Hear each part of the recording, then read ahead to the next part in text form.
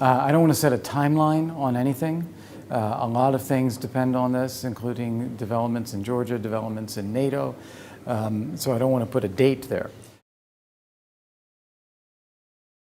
She's been instrumental in keeping sanctions in place from the EU on Russia. She's also been pushing Russia to deal more with the Ukrainian conflict. So I think she is in the right place here. I think she's also conscious not to raise expectations without being able to follow through in a reasonable period of time. So it's a responsible thing to not raise expectations. I would hope that we don't need to do it. I'd hope that Russia would change its policies. But if Russia continues on the course that it is on, yes, there will be more sanctions.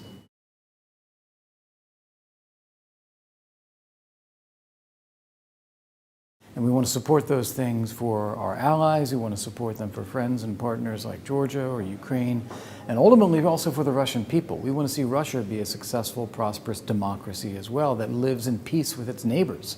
That would be a great thing.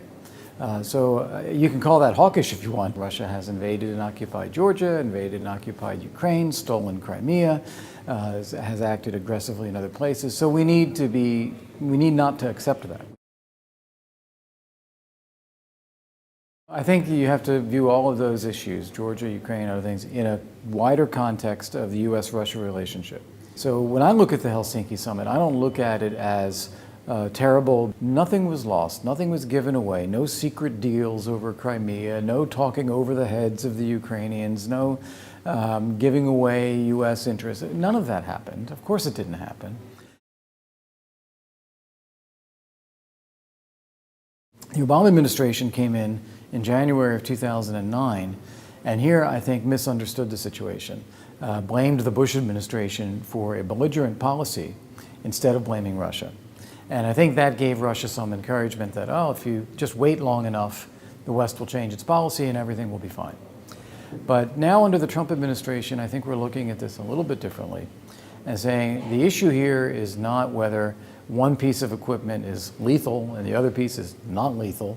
What we're looking at is a country that is defending itself on its own territory against outside aggression. And that country has a right to self-defense.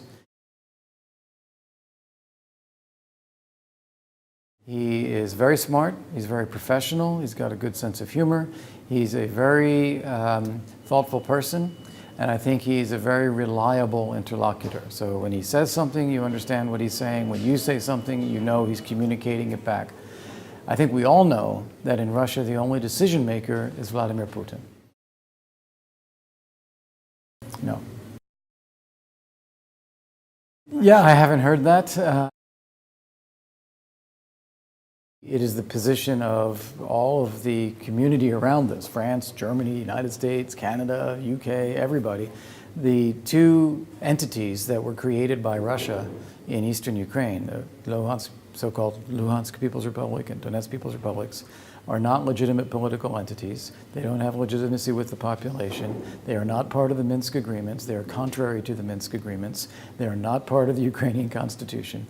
And they don't have any independent decision-making authority. They are controlled by Russia. Well, not as independent entities. They are there under the framework that was agreed after the ceasefire.